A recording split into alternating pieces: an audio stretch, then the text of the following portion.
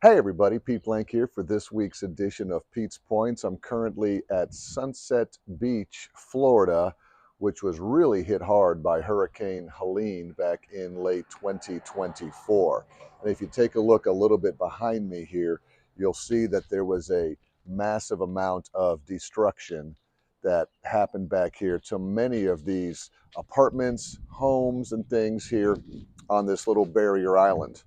Well, what in the world does all this destruction have to do with you as a leader? Well, today I want to talk about the concept of destruction versus construction.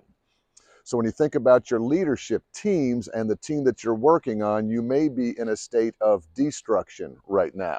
You may be in a place where things are looking bad.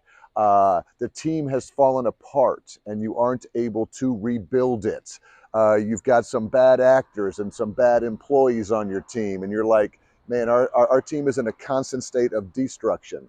I want to challenge you to put yourself into a role of construction, like this house right over here, which went through the exact same bad times, went through the bad employees, went through the culture change, went through a lot of struggles, but they decided to rebuild and put it back together and put the time and the effort into it to make their team the best that they can be.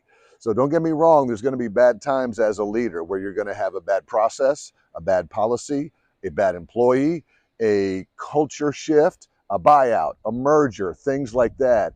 And the bad event is going to happen, and it's going to be months and months and months later. You're going to be like, there's no way we're ever going to get this team rebuilt. But the reality is, with time and patience and the right mindset and a construction mindset, how can we take this team to the next level through training, coaching, patience, development, grace, you name it? You got to have all those leadership skills to construct something fantastic.